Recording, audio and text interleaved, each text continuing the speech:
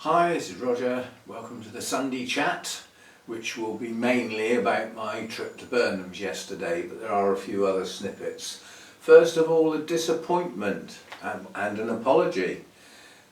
Something a bit special at Burnhams Nursery, and nothing to do with the orchids. They have a colony of wall lizards. Now, those are quite common on the continent, around the Mediterranean area and various other places.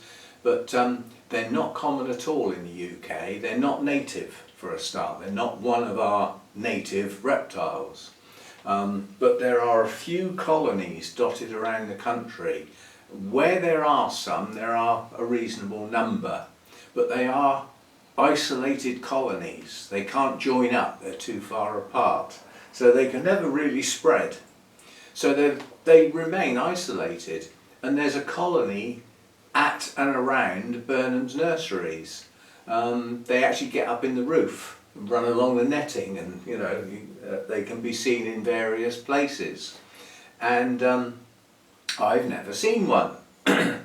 Well, I actually asked, not Sarah, the other lady working on the thing, where are the lizards most commonly seen? And she took me into the orchid paradise and said, we see them up here. She said, you probably won't see them here today because there's too many people milling around.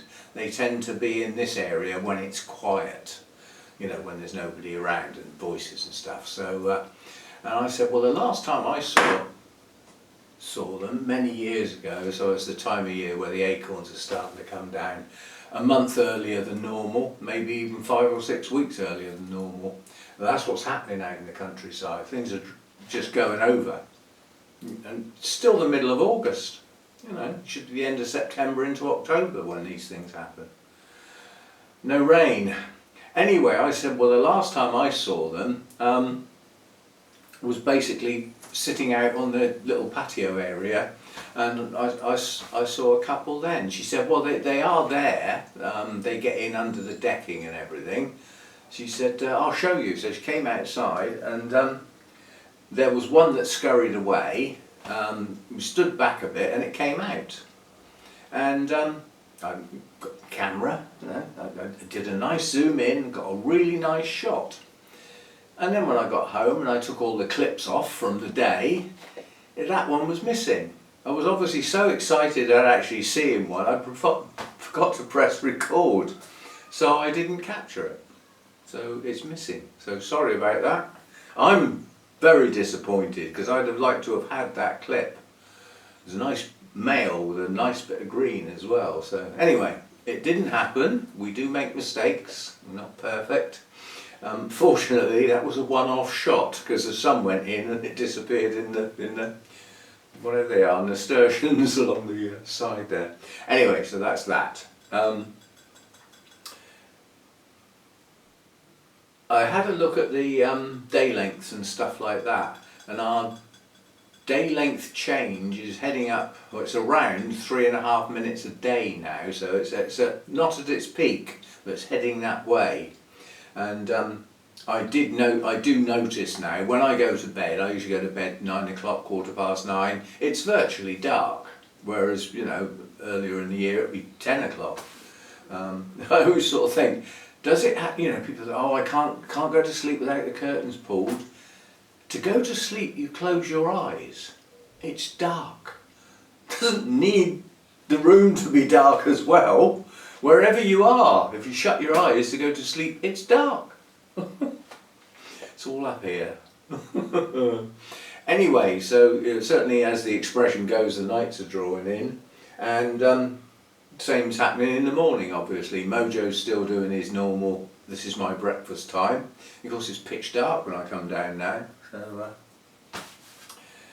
we have to bear in mind some of our evolutionary devices that we have as part of our makeup. And something I find fascinating is we evolved the big toe. It's specifically designed to find furniture at 2 o'clock in the morning.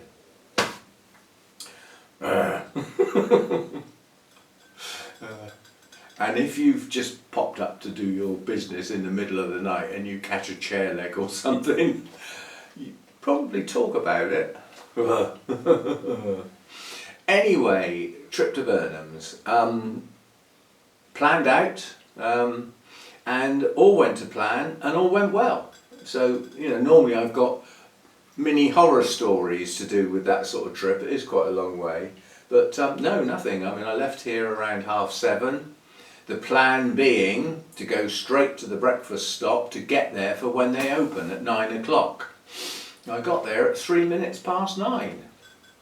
75-mile journey, 3 minutes out. I reckon that's pretty good. I've known flipping planes be later than that. Anyway, I got there first thing. Now it doesn't make much difference because they're quick. So as you walk in, somebody says, table for one, is it? You know, looking all round. Yeah, it's just me. I haven't got anybody in my pockets or anything. But sometimes there's a carload, you know, heading in behind them. So anyway, yeah, I said just me. So I've got a nice little table to myself, with the menu ready to go. Walked away. Within probably 20-30 seconds, the waiter comes up. Are you ready to order? Oh, I said, yeah, I don't even need to look at the menu. I know what I want. I want the full breakfast and a black coffee, please. So went away. My coffee came back probably about 30 seconds later, and my breakfast arrived in less than 4 minutes. So by about 9:10, I had my coffee and my breakfast.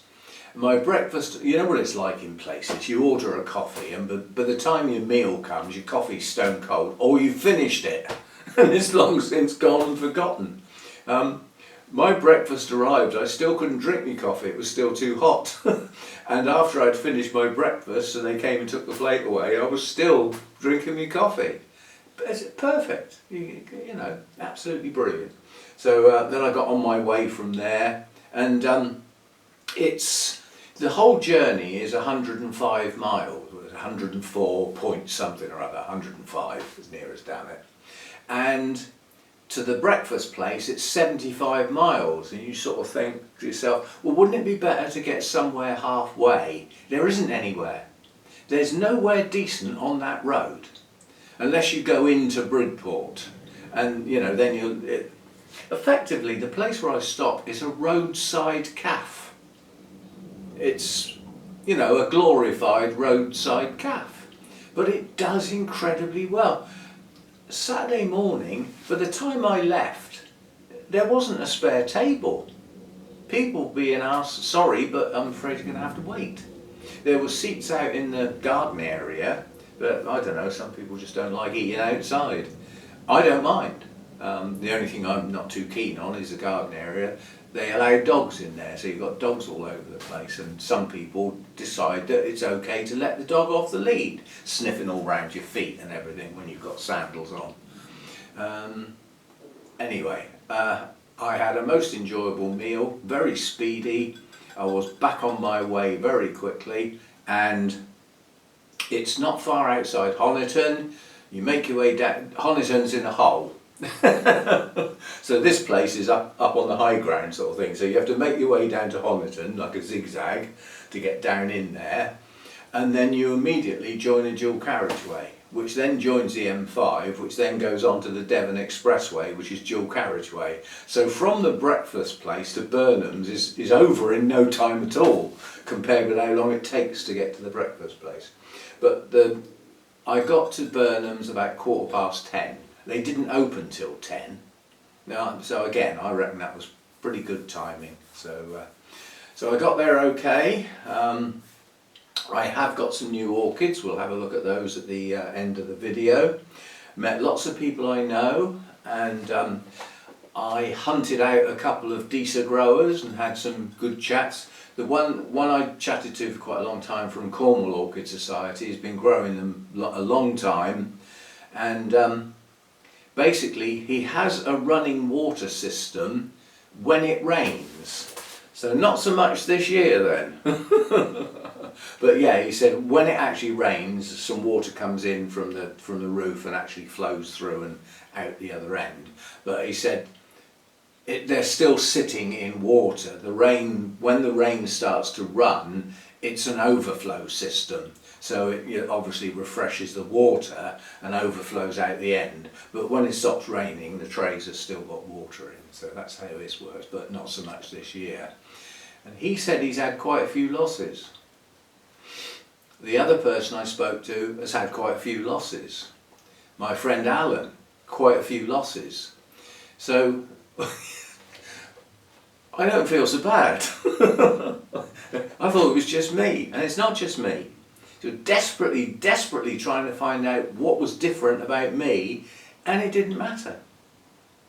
Because it wasn't me, necessarily. So all the effort I've done to try and knock out the differences and be the same as everybody else, everybody's slightly different. But the one thing he did say, I haven't looked it up yet, but I will do because it sounds important. That guy from Cornwall said that about feed, he said, there's quite an important thing about feed. Don't use organic feeds. He said, make sure you use mineral-based feeds, like chemical and mineral-based feeds. Don't have organic stuff. There was a huge study done in Japan, scientific type study with DSAs, and they didn't do as well with organic feed. So he said, make sure you haven't got any seaweed or anything like that. They just don't like it. Of course, my food that I use has got seaweed in it. So I sort of thought, well, how can I get hold of some feed that is non-organic, no organic content at all? And I thought, well, actually my MSU formula was. Now I've got to have a hunt round and see if I've still got some left that I could just use, it's only a very, very small amount goes in the DSAs anyway. But it would be handy if I could find some of that. I might still have some left that hasn't gone off. So the trouble is, the slightest bit of moisture in there and the granules just turn all mushy and horrible. When they do that, they change their chemical mix as well, so it's not the same formula. So that's worth noting. But anyway, yeah. So organic feeds are a no-no. Now, I can't imagine that some sort of scientific study was done on that subject, and it's not on the internet in some shape or form. So I'm sure I can find it. I just haven't. I forgot to look before I started. I will look hopefully sometime today or tomorrow and see if I can find it and have a read. See what it says. That would be interesting.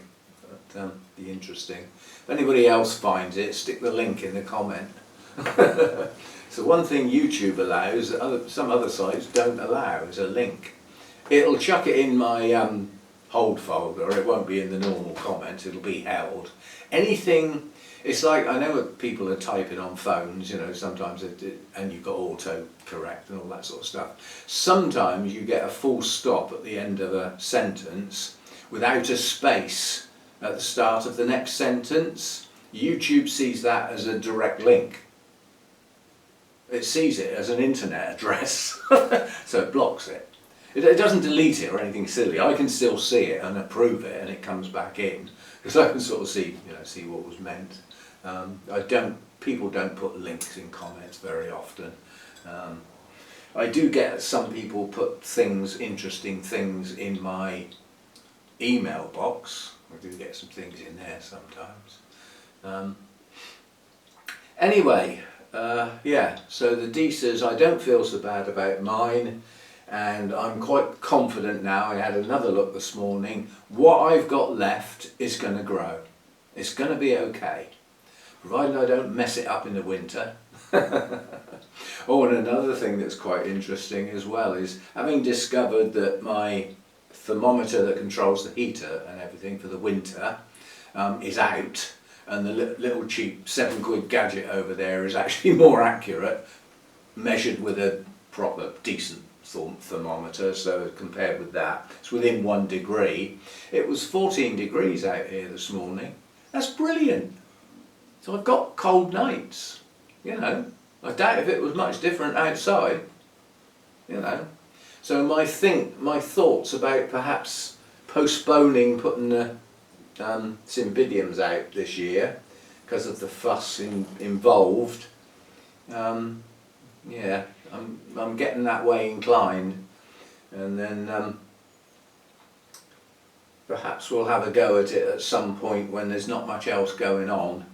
As I said, it's the watering and looking after the garden and everything this time of year, as well as looking after the orchids and looking after the house and, you know, doing stuff. You know, it's all a busier time. Come the, you know, winter time, there's not so much going on. I mean, the watering of the garden will go down to virtually zero. So just the bonsai, if we get quite a few dry days on the trot, they'll need some, but it's only one watering can does the whole lot. And that time of year, you don't, just because some need some water, they probably all don't, just some, perhaps in the shallower pots or those that have had a bit of sun that day or something. So that's that. I didn't film a huge amount at Burnhams because I have noticed as time's gone on, I've been there many times, and I've spent a long time methodically filming all the plants in the nursery and everything. And to people who have orchids for their blooms, which is probably most of us, including me, looking around the nursery is not actually that interesting. There's very little in flower in there. And this time round there was hardly anything in there, so it's just green, and a lot of it is young plants, you know, that have come through the lab and out of the flask and have been potted up and are growing on to be sold at some point. You know, sometimes in big batches of 100 plus, all the same in rows. You know, so it's not actually that interesting for quite a lot of people. So I don't get the views on them. So I decided that I would film. I filmed a bit in Orchid Paradise. There's a couple of specimen plants in there that I wanted to film, and also I filmed a bit round the pond. I still like that pond. It's my favourite place to be. I like the sound of running water and the big koi and everything. And there was a rather spectacular dendrobium hanging up above the pond. I filmed that. And I filmed all but one of the Orchid Society displays. It's a little, unfortunately, they normally have those in Orchid Paradise, but for some reason they didn't this time. I don't quite know why, but they didn't.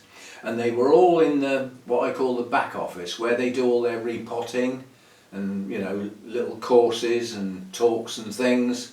And it's quite dark in there. So where I was filming the Orchid Society displays, there wasn't a lot of light. Of course, you've got the artificial lights on, and then that changes the colours. The camera then reacts with the light and the colours and does some magic and changes them slightly. But there were some smashing plants.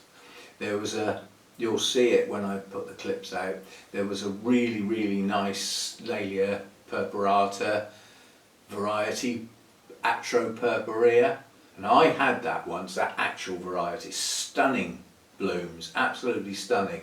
And of course I lost most of my Cattleya types when I moved around here, so I lost that one unfortunately. And the lady from Devon said she'd only just got that, she got that at the NEC, and it was from Echogenera and it had no roots, and here it was, nicely rooted up, potted with two lovely spikes, with quite a few blooms on each spike. I thought, somebody grows their Cattleyas very well.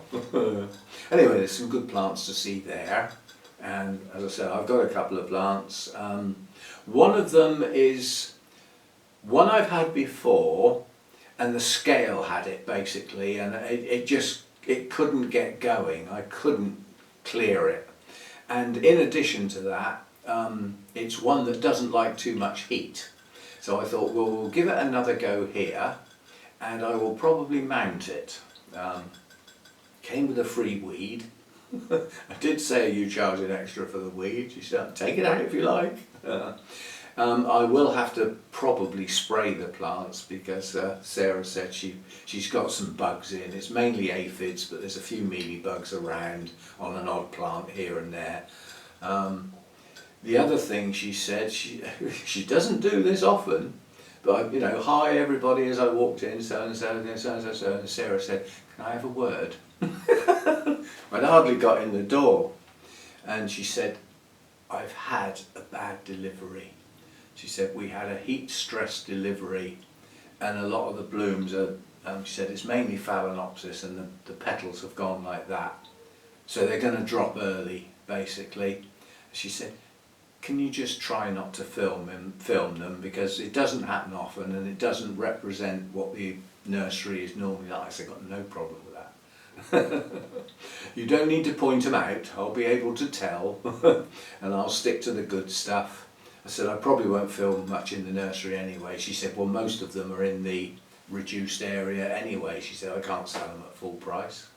So I hope she got some money back for that, but the trouble is, you know, if you're running a nursery and you've got a big open weekend coming up with lots of expected visitors and stuff, you've got to have something to sell, haven't you?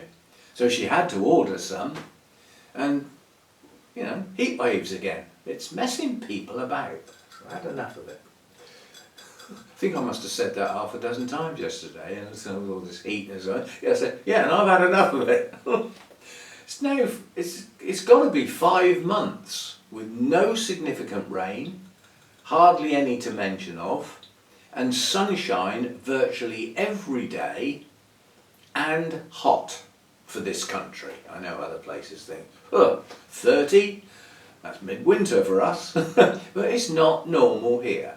And a lot of our plants are stressed because they're not used to it. That's not their natural summer temperatures. It's all wrong. So we shall see. Yes, so that's that. Done the day length. My spray that I got, that I used on the Phalaenopsis in the kitchen for the mealybugs, appears to have worked, I would say at least 95%, but I do believe there's still a few left. There's nothing on the instructions on the label or anything like that that says about repeat treatments. It doesn't say don't do it. It doesn't say must be done. There's nothing about that. So I don't think there would be any harm in doing them again, but I would be selective this time. So basically, in a watering session, have my big black tray out, like I filmed the spraying out in the garden so you could see how I went about it. And just basically, as I water each one, have you got any mealybugs? No, you can go back on the windowsill. Yes, you go in the black tray to go outside and get sprayed. So I will probably go through them again. And in addition to that, the soft scale on the Cymbidiums, it does seem to have done the job on those in the main. The trouble is there's still a lot of bodies. Now a lot of them have fallen off, but there are still some bodies. I think they're dead, but I can't guarantee that. So I think I will give the Cymbidiums another spray as well. The one good thing about them is, although they're not that close to other plants, that they are like in separate areas, it hasn't spread anywhere. It's stayed on the Cymbidiums, and not all of them. So, but I think I'll give those another go. We'll see how that goes. It's like a top-up, you know, I sort of think. If you've got a systemic in a plant, it's going to move around the plant to get to all parts of the plant at that plant's size. If you've got quite vigorous new growths coming out, in a couple of weeks' time the plant's bigger, but you've still got the same amount of systemic, so it's got to be less strong. It's got to be, if it spreads to all of those new parts as well, it's, you know, there was only so much put in there. So that's what I'm thinking, that a top-up might be a good idea. Get another dose in there, sort of thing. That's my theory, what I have. No scientific basis whatsoever. But that's what I think. If you have evidence otherwise, then let me know. They're going to get a spray anyway, whether there's evidence or not. As far as my plants are concerned, generally speaking, things aren't doing bad. I've still got a couple of Oncidium types that are not healthy plants. but in the main they have new growths. Now, providing the new growths provide reasonable root systems, you have to bear in mind oncidiums progress and the leaves don't last forever, so eventually you end up with back bulbs, leafless bulbs at the back end of the plant, and all the growth with the leaves on is, you know, either around the outside or over on one side, whatever. And if those bulbs are a bit shriveled and everything, then obviously when you repot you can just take them off, because if they're quite badly shriveled they're not supporting anything. In fact, they might even be a drain, because the nutrients are coming into the plant and the system in the plant is trying to get nutrients to all places, including its support bulbs for storage purposes. Well, if you're wasting it, putting it into pretty shriveled bulbs, better to take them off so that the nutrients go to the good stuff. So that's what I would do. And I've got some that could do with the back end of the plant taken off, but there isn't enough plant to take the back end off yet. Need a couple of years growth, decent growth on there to see what's going on. Oh, that flipping radiator's just fired up. It must be a temperature thing. Just as it breaks over a certain temperature point, it starts chucking it out. It is strong, it is strong. Oh, there was I couldn't find. The trouble is, when you're in a relatively crowded place and you're looking at orchids, you get a fragrance. Half the time it's not the plants, it's some lady walking past behind that's given it some before she's come out. It's like fumes drifting behind as they walk along, so strong. But there was something on one of the displays and I thought there's something, and I thought there's a radiator over there, it could be that, and it's drifting. And it was actually a cattleya, a deep, deep burgundy coloured cattleya. The fragrance was really strong. So yeah, there are fragrant cattleyas, and I mean, you know, they get in the breeding program to try and, you know, maintain the fragrance. It doesn't always work, but yeah, so there was a few fragrant plants around. There's a lot of variety. One of the displays had two deces. One was hidden behind another plant, and I didn't. Consequently, I didn't see it. It didn't get filmed. And the one that I filmed, you'll see it. It's on the Devon Orchid Society display. It's a nice red one, quite a small bloom. Two blooms, one going over, one okay. And I deliberately got the camera around like that to get down to the pot. Not a very healthy plant. Again, I felt a bit better. Yeah, I am determined that the deces are going to work. It's going to happen. But I'm not sure I'm going to be able to get any more this year from the various people I know that grow them, apart from, well, I was hoping Alan, but I don't think he's going to have any spare. You know, at the beginning of the year it was all high hopes and, you know, do some swaps and this, that and the other. I may still have a few that he can have, but not until next year, because I'm not disturbing mine. I've made up my mind. That guy I spoke to for a long time, he said that he's moved some of his stronger new growths into their own pots, and he said he's lost a fair old few. And I said, well, they're cool growers, we're in the middle of heat waves. Might not be the best time to be disturbing roots on any orchid, you know, unless it is a warm grower, in which case you probably don't care. But yeah, so that's that. Coming up next week, we've got the there will be a members only video for the higher tiers, probably Tuesday or Wednesday. I'll get that done. Obviously I've got the clips from Burnhams. I'll do the new plants today on the end of this. There's the clips from Burnhams. I'm not putting orchid videos up tomorrow, that's my day off. I've got the RO unit to do and do all my containers and everything. I'm desperately trying to get away with watering the plants today because there was a lot of cloud around yesterday. At one point, it was quite interesting on the journey, I was quite high up, and a lot of the road that I take is paralleling the coast, and the coast is just over there. And every now and again you get a break, like a shape of the cliffs like that, and you can see the sea. So it is, you know, that close.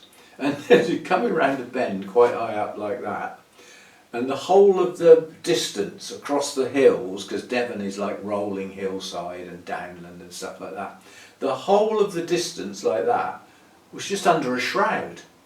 It was gone. It was just low cloud and mist, right where I was going. Luckily that had lifted a bit by the time I got there. But it wasn't boiling hot yesterday, or certainly not down at Burnhams, considering if that had been a really hot day and you're in a nursery, you know, enclosed space with an awful lot of glass, but it wasn't. I mean, I didn't feel uncomfortable at any point. And normally, I mean, I went lunchtime, I had to sit down and chat to a couple of people, and I had a piece of West Country apple cake. Oh, that was gorgeous. And a small coffee. Don't have much coffee in the afternoons. I certainly don't want coffee when I've got a long drive home, because I don't want to have to stop. But yeah, that cafeteria place has got a glass roof.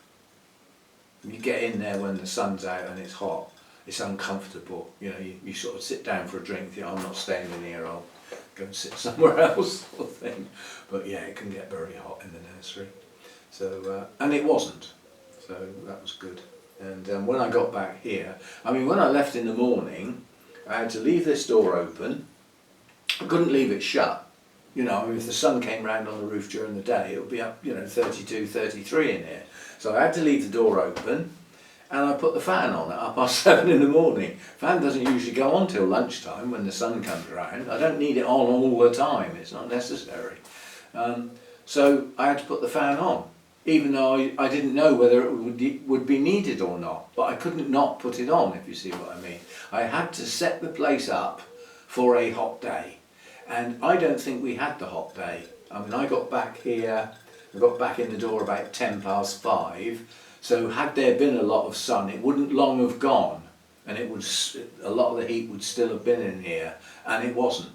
I think it was about 25. So not that hot. But yeah, now that I'm using a temperature gauge that's more accurate out here, the other thing is it's going to save me money, I believe, in it. Hang on, which way round would it be? If I've got this set to 15 for the heating, whoops, drop some coffee, and that says 12, if I take that down to 12, I'm dropping down below 10. So I've got to go careful what I set that to, or I'm going to be going quite a bit colder than what that says. Now obviously most of what I've got in here is cool growing, but not all. I mean, my two black-haired type dendrobiums, they won't appreciate getting too cold. Some of the paphiopedilums won't like it. Some of the warmer growing oncidiums won't like it. Probably the zygos won't like it. Cymbidiums, masdevallias and all that sort of stuff, they'll love it.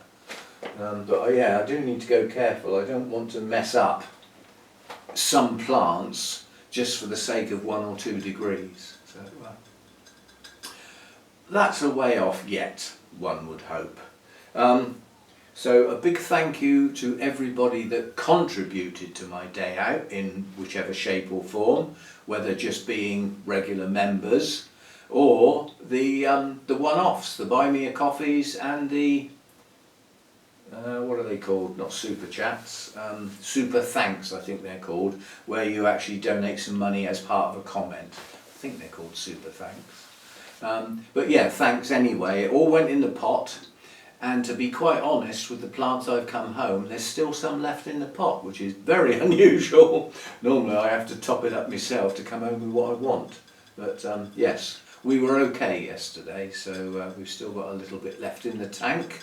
But there are a few more events coming up. Talking of events, there is Devon Orchid Society always have an autumn show, and it's always at Burnhams. And there's usually a couple of guest societies, but it's almost a repeat of what yesterday was, but it is specifically Devon Orchid Society's show. And as a one-off this year, it's been advertised with very little detail to say that they're going to have their show this year at RHS Rosemore Gardens. and country estate. I had a look at where it was, had a chat with Hannah, and we decided it's a hell of a flipping long way to go. And it don't sound like, you know, there's going to be much going on. Well, I had a chat to a couple of people who know what's going on. It's actually a big event. There's going to be quite a few societies there, quite a few sellers, yeah? So it's actually quite a big orchid weekend. But it's at an RHS Gardens. It is quite a long way to go.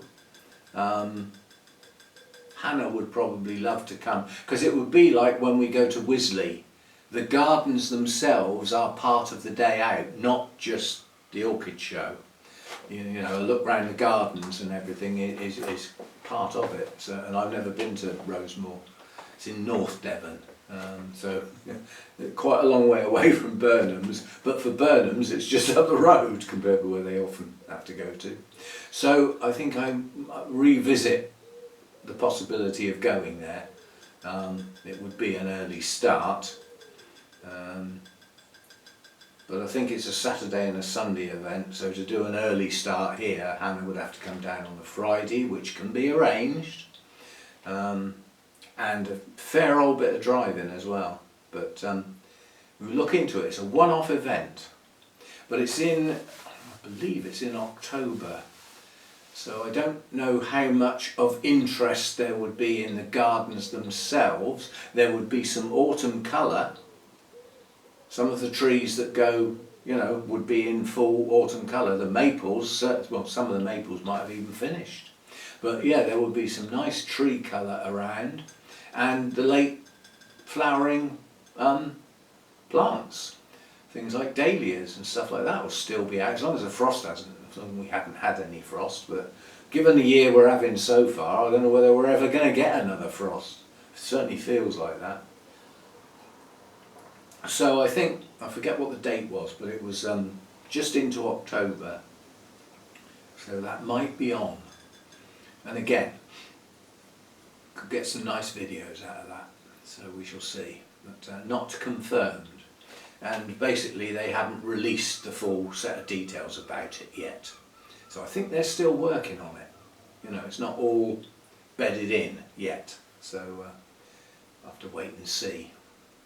And it's funny, I was talking to somebody from the BOC, and who should know about all these events and stuff like that. I was talking to her, and she said, well, you know a lot more about it than I do. Who have you been talking to?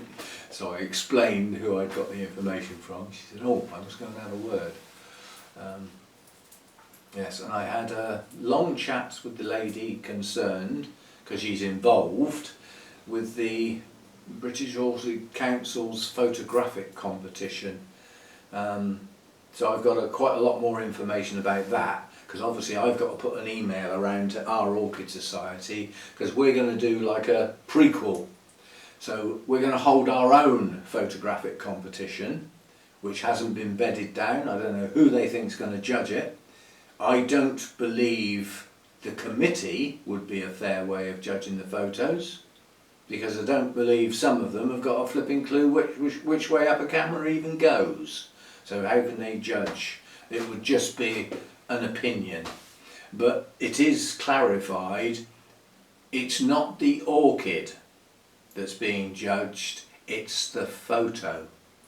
So framing, exposure, focus, you know, all that sort of stuff. It's a photographic competition.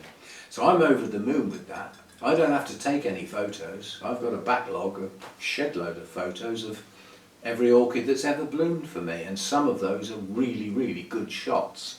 I know, I've done courses in photography, so I've had guidance, you know. Yeah, so that's interesting. So I need to get that off the ground. I need to construct an email outlining, you know, what we're going to do and everything like that, and what the competition is about. The idea was to run one, but the lady I was speaking to, Helen Milner, she basically said that some of the orchid societies are not going to run a competition, because it was suggested if the society runs its own, that collects all the photos together and then they can all be sent across together. Well, that sounds like a nice idea, but she said, well, what about people who are members but not members of a society? Why should they be excluded? And in addition to that, what about societies that are not going to do anything? Those people still need to be able to enter the competition. So I think there'll be an explanatory note come out to actually say that, you know, members of this and this can upload photos. So it doesn't have to go through your Orchid Society. I suspect that'll be coming soon. But our proposal is to do it. As I said, I'm still concerned, first of all I'm concerned we won't get many entries. Guarantee that.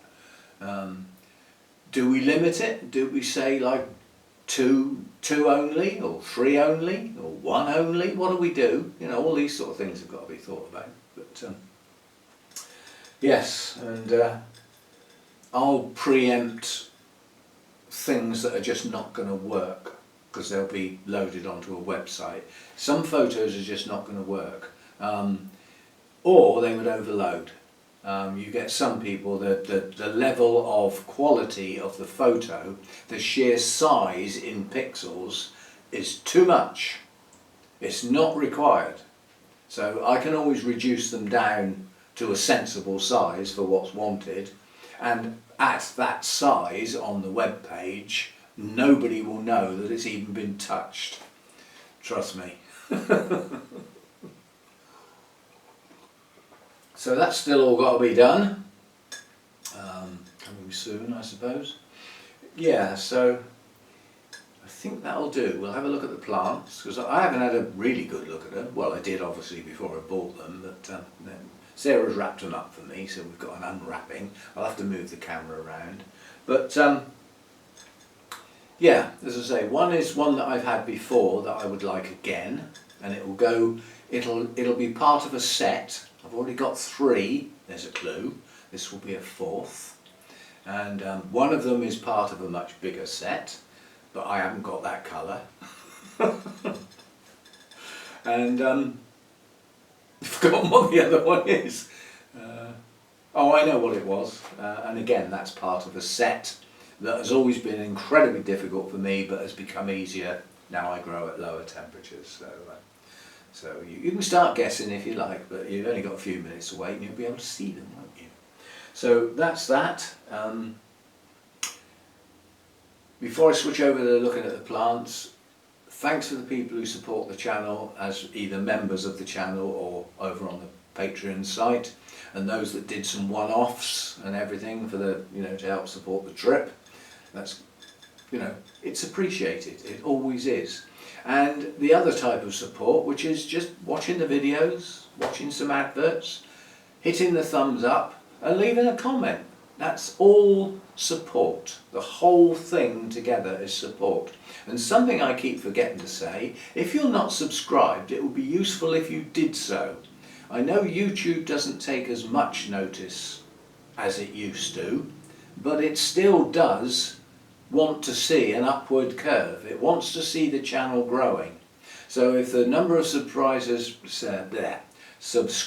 remains relatively constant or starts to drop off, where people unsubscribed, then it sees the channel as going downhill. We don't need to bother with that one, it's going down. And they literally stop putting it on the lists and things. So as long as it's going up, slowly but surely. So if you're not subscribed, it would be nice if you did that as well. It doesn't cost anything. It's a bad choice of word, because subscription normally means you've got to pay something, doesn't it? And often on a regular basis of some sort, even if it's annual. It's not, there's no cost. It's you subscribe, and if you don't turn notifications on, nothing changes. You don't get your email box overloaded. I mean, even with somebody like me who posts a video most days, still only 1 email, isn't it? I mean, if you're subscribed to 200 channels, that's a bit different, but you know what I mean. Right, I will sort the camera out. In fact, no, I won't. I will leave the camera exactly where it is, and I'll get each plant out in turn. And we'll have it, mind you, then you don't see me unwrapping it, do you? No, I'll move the camera. People like the anticipation, the tension. Yeah, sad lot. I'm the same watching other channels when they're unboxing or unwrapping stuff. Right, so here's my bag. It's not a big bag, so we haven't got any big stuff. It's all relatively small stuff. Not miniature, but relatively small. Somewhere about there, and then I can hold it up. Yeah, that'll be okay. Right, so we'll start off with pretty blooms. No, we won't. We'll leave them till last. One is in flower, the other two aren't. Right, so we've got this one.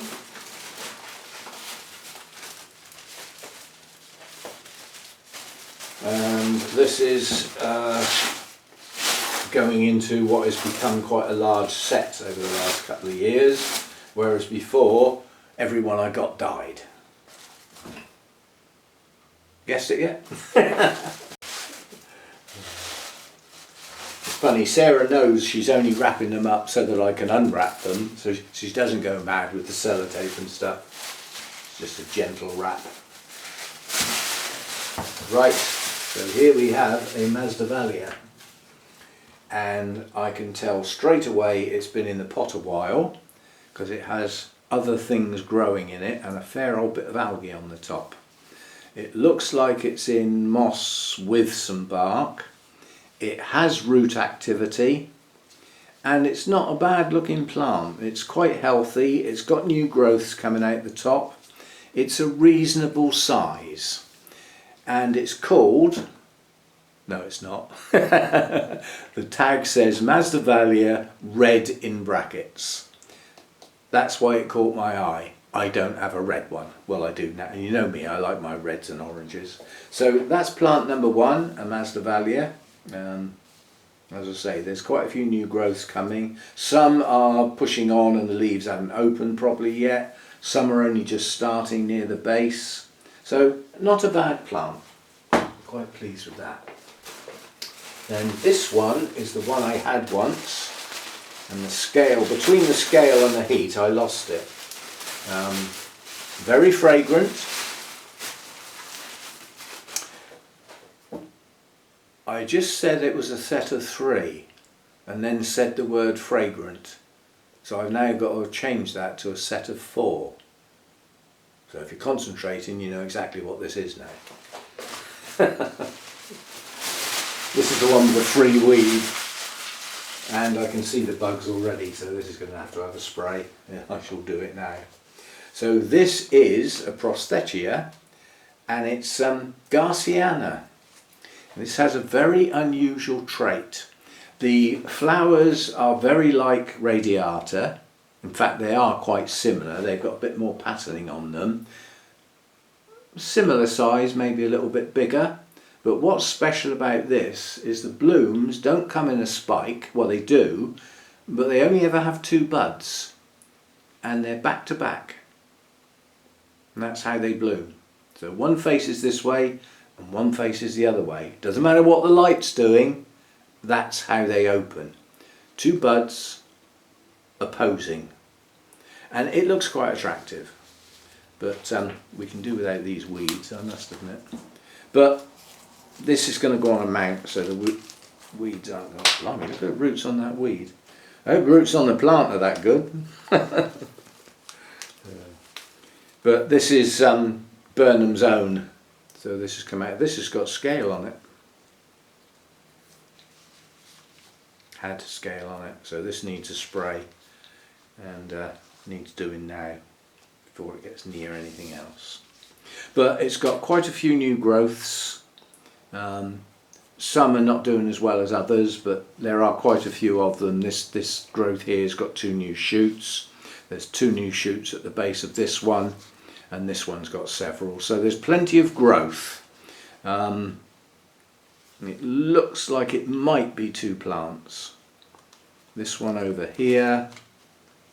Oh no, just having moved that, it brought this one with it. So maybe it's 1 plant, but it's definitely got bugs, so it needs to be treated. We've got 1 new growth here that's failed. There.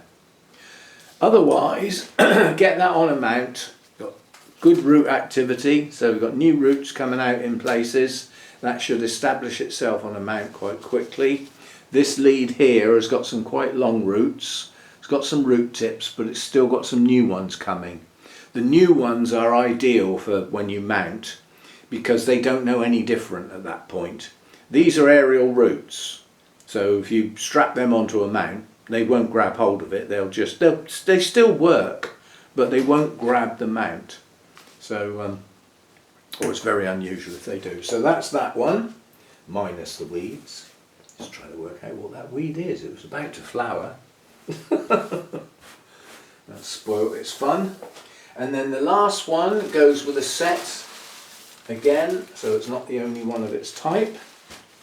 And it does have some blooms that are not going to last long. Sarah said those have been out a while, they won't last long. I don't mind, at least it meant I saw what they were like, and there are actually some buds. So if the buds open okay, now that it's in cooler circumstances, it might actually last a bit better. There's one bud just gone on the floor.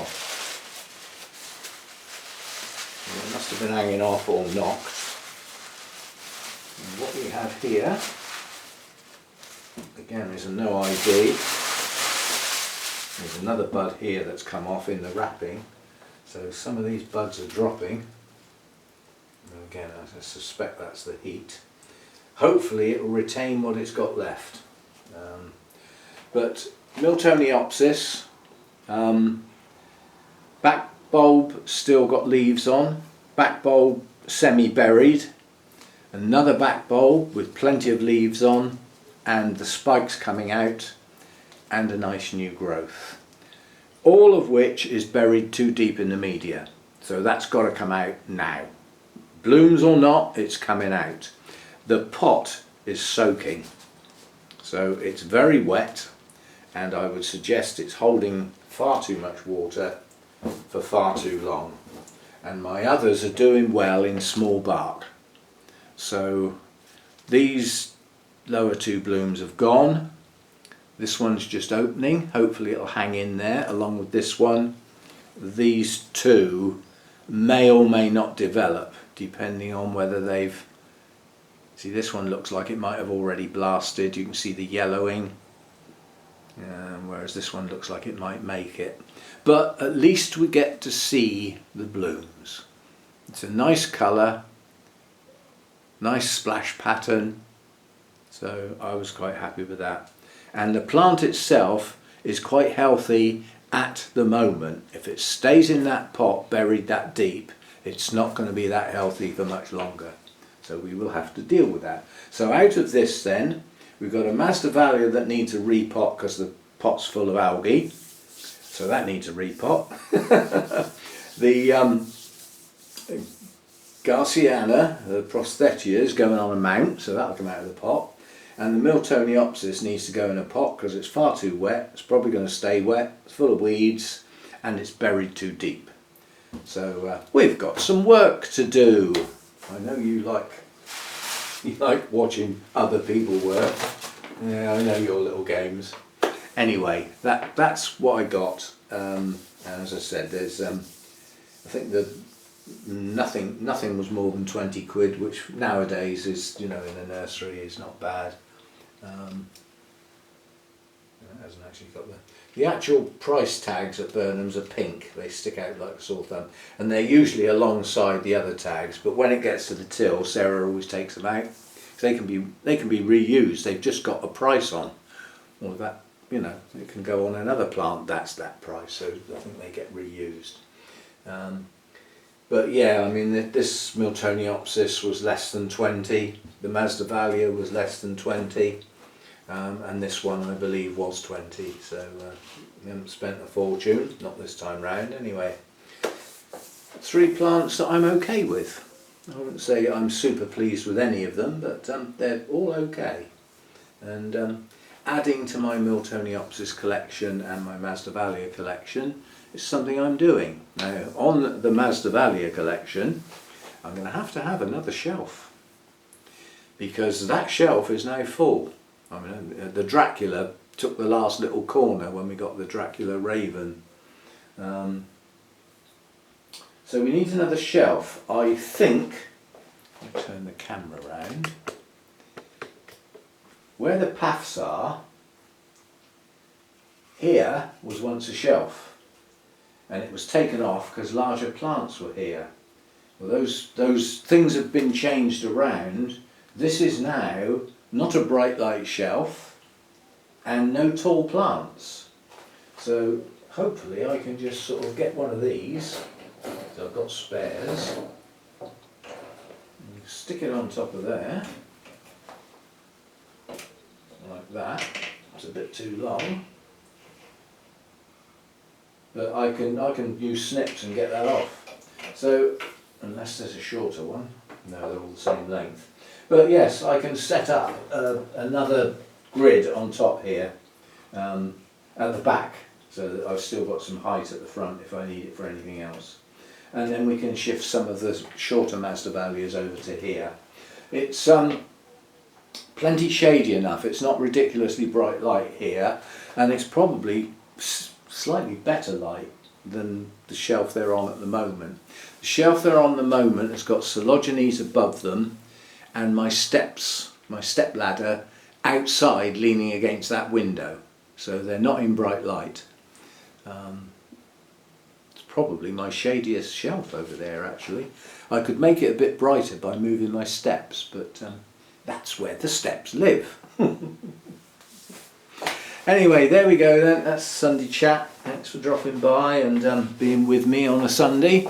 And yeah, that's a very long video, but that's how they go sometimes. And I know quite a lot of people have said, I like the long videos on a Sunday.